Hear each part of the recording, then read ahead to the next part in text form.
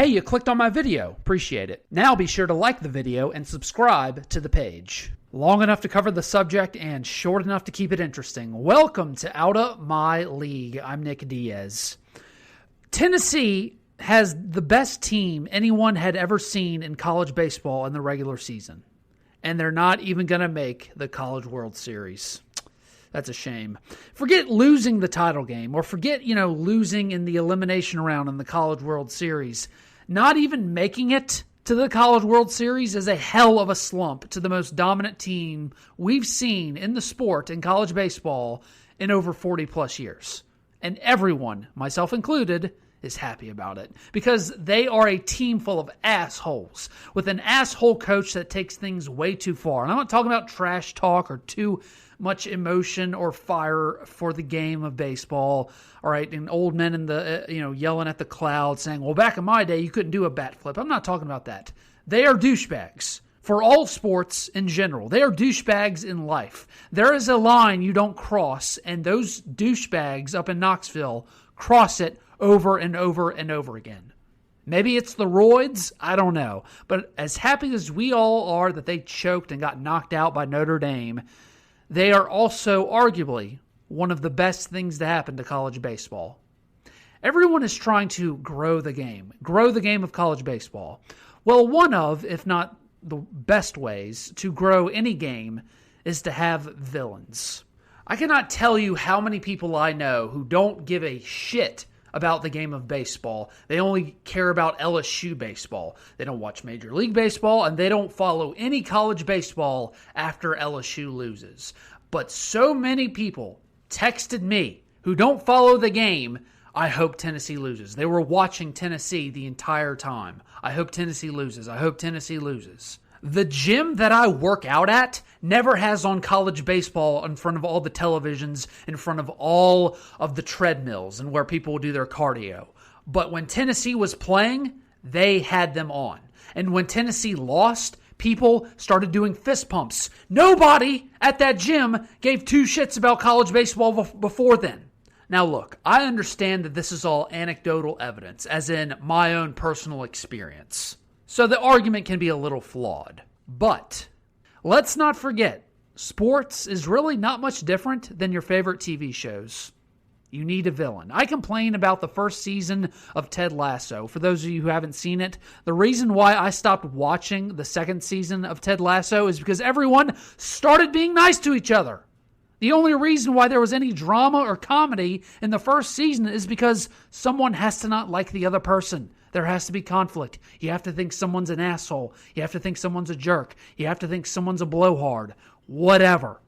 I think back to moments like when American Idol was at its best. Simon Cowell, the British guy who everybody hated. Why is this dickhead Brit on an American TV show called American Idol? Everybody hated him. Everybody hated him. Kick him off, you said. It's bad. He's mean. All these other things. He takes things too far. Well, what happened? They took him off the show. The ratings plummeted. I don't necessarily care if any of the people listening to my show likes me. I don't necessarily care if any of them agree with me. All I care about is, do you find me interesting? If any of you find me boring, that terrifies me. That's what keeps me up at night. Don't be boring. I'm scared to death of it. And you know what else is boring to all of you baseball purists out there? College baseball. Especially watching LSU baseball. Oh, they got to put in another pitcher out there. Oh, nope, they got to pull another one. Oh, no, well, he's got to throw to first base. Foul ball, foul ball, foul ball. Step off the mound, grab your dick. Look back to the dugout. Foul ball, strike, pop fly. Wow, so fucking interesting. Oh, it's only been 4.5 hours? Oh, geez, we're getting the 7th inning stretch. Nick, sports is not about being interesting. Sports is about doing things the right way. Hold on. I'm going to stop you right there. This ain't fucking high school. Why do you watch the sports that you watch versus the sports you don't watch? Why? Because it's fun and not boring. Why did you start playing this sport and then stop playing that sport when you were a kid? Because that sport was boring and the other sport was more fun to play.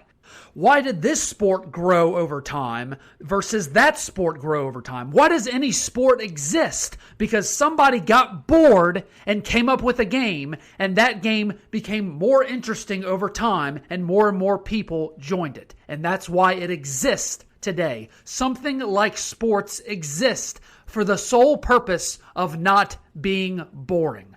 It was created for that precise reason, and it still exists for that precise reason, because people continuously found it not boring. That's what Tennessee baseball is.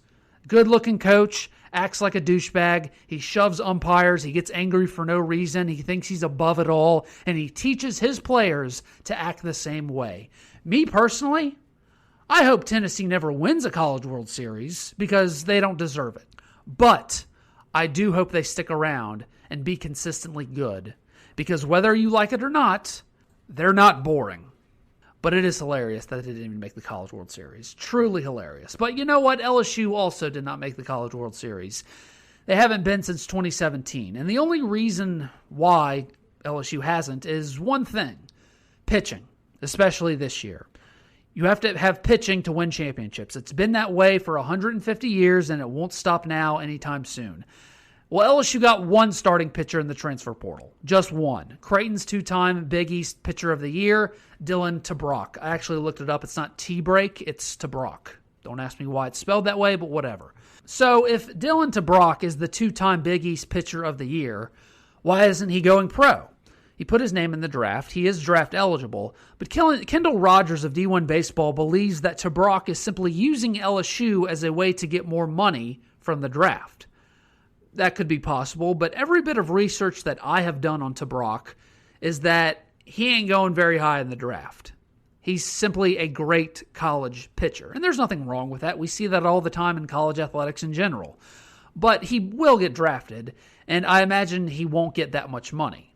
How much exactly? I don't know, but either way, it won't be too much for LSU boosters to handle with NIL. Because look, Jay Johnson, he refuses to let Dylan Cruz leave LSU before playing in the College World Series. It keeps him up at night. He is on a mission to get as many proven college arms as possible in the transfer portal. And that sleeplessness goes into the LSU baseball boosters as well. They want as many pitchers as possible, so whatever Tabrock makes coming into the draft, and it won't be a lot, I promise you, it's nothing LSU boosters can't handle. So it could be Tabrock simply using the draft to get more money out of LSU, NIL money, that is. So me thinks he wants to go to LSU to prove he can do it in the SEC level, get more NIL deals, and then if he does prove himself at the SEC level, then his draft stock for next year goes up. That's just my opinion. But how proven is he to actually do that at the SEC level? Well, at the Big East level, he's very proven. But the Big East is not the SEC. One thing I did notice about Tabrock is that he goes very deep into games. He can go a lot of innings. He's got a lot of stamina to him. Well, that was really, if I could point to just one thing that I would have loved for LSU pitchers to do better this season is to go deeper into games, go more innings, instead of constantly having to bring in Paul Gervais for every single game for an inning or two. Bring in Raiselman for 2 innings here on Friday, and then hopefully save him for an inning on Sunday. Just over and over and over again. Just give me a pitcher. It doesn't have to be a legit ace. Just give me 3 pitchers on a consistent weekend that can go 6 to 8 innings every single weekend over and over again. That's not too much to ask. This guy can do it. He did pitch against UConn, which was the best team he had played all season, and UConn was 1 game away from going to Omaha this past weekend against the number 2 team, Stanford. And against UConn, he had 13 strikes, 2 walks, pitched 8 innings, but they lost 3-1. That was the best competition they had all last season. He balled out. But it's just a matter of going through the grind of the SEC. 1 game, sure, I'm sure he can go against 1 game, a couple of weekends here or there in the SEC and do very well. It's the grind week after week after week that gets to you. Can he? Sure, he's got enough stuff. He's got plenty of experience to do it. Is he a Friday night guy for LSU? I would hope not. But if these are the only pitchers you have right now and the season started today, then yes, he would have to be. But look, he won't be. This is just the start of getting pitchers in the transfer portal to load up for next season. This is just the start of the campaign for Jay Johnson to get LSU back to Omaha before Dylan Cruz leaves Baton Rouge. Thanks for listening to Out of My League. If you like what you heard, be sure to like, share, and subscribe. Or follow me on Twitter, Facebook, Instagram, and TikTok in the description link below.